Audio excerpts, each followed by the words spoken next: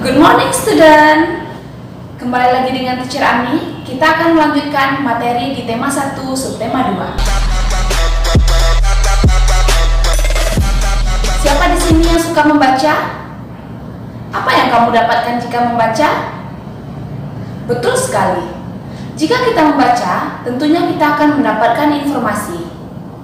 Informasi yang diperoleh dari membaca dapat menambah pengetahuan kita. Setelah membaca, kamu dapat menuliskan kembali informasi-informasi penting yang kamu temukan di dalam teks agar lebih mudah diingat. Dan ketika menuliskan informasi yang didapat dari bacaan tersebut, gunakanlah kata-kata yang baik dan kosakata yang sudah kamu ketahui. Contohnya, kita akan mendapatkan sebuah informasi dari bacaan matematika seperti berikut.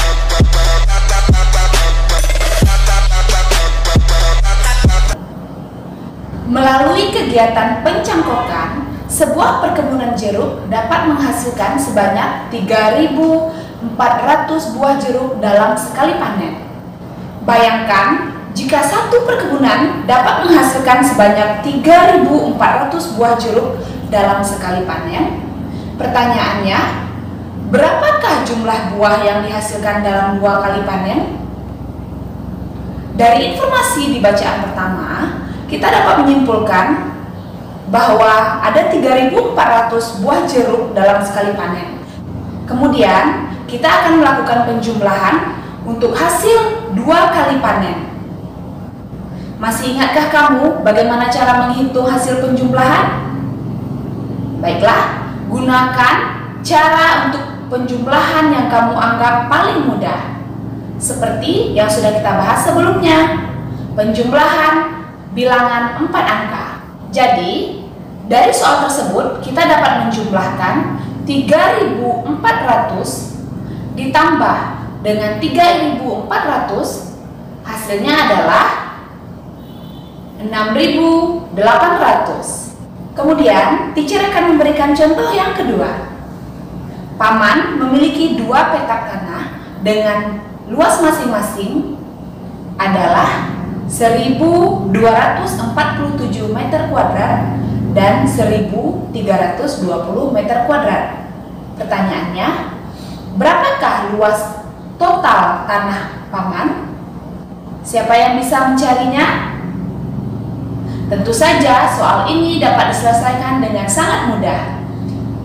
Caranya masih sama dengan yang pertama, melakukan penjumlahan 4 angka, yaitu 1.247 ditambah dengan 1.320. Hasilnya adalah 2.567. Jadi, luas seluruh tanah paman adalah 2.567 meter kuadrat. Oke students, semuanya paham ya bagaimana cara menjumlahkan bilangan 4 angka. Kemudian, mari kita lihat lingkungan yang ada di kelasmu. Semuanya berbeda-beda bukan?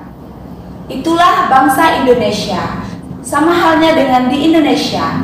Indonesia memiliki berbagai keberagaman, seperti perbedaan agama, budaya, dan suku bangsa, termasuk juga yang ada di lingkungan sekolah. Indonesia adalah negara yang kaya akan keberagaman. Keberagaman yang ada merupakan kekayaan bangsa kita. Dengan adanya perbedaan, kita dapat belajar untuk saling menghargai dan menghormati satu sama lain. Menghargai dan menghormati perbedaan adalah salah satu contoh pengamalan sila kedua Pancasila. Masih ingat apa bunyi sila kedua Pancasila? Ya, betul sekali. Kemanusiaan yang adil dan beradab. Keberagaman ini dapat kita amati dalam kehidupan sehari-hari. Contoh dari perbedaan dan keberagaman yang ada di lingkungan kita sehari-hari yaitu perbedaan kegemaran. Misalnya, kamu suka bermain kelereng sedangkan adikmu suka bermain boneka. Yang kedua, perbedaan makanan. Misalnya, kamu suka makan telur sedangkan adikmu suka makan ayam. Yang ketiga, perbedaan olahraga yang disukai. Ada yang suka berenang atau ada yang suka berlari. Selanjutnya, ada perbedaan cita-cita. Setiap manusia memiliki cita-cita yang berbeda-beda. Misalnya, kamu ingin menjadi seorang dokter, sedangkan temanmu ingin menjadi seorang polisi. Keberagaman seperti ini sering kita temukan di lingkungan sehari-hari, seperti di lingkungan sekolah.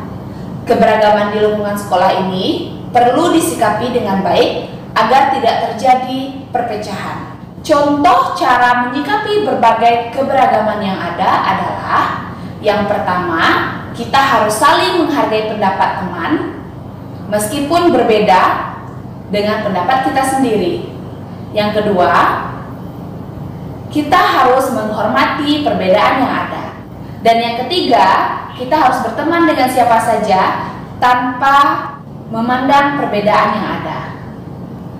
Semuanya paham? Baiklah student, itu saja materi kita hari ini. Tetap semangat untuk belajar ya. Jangan lupa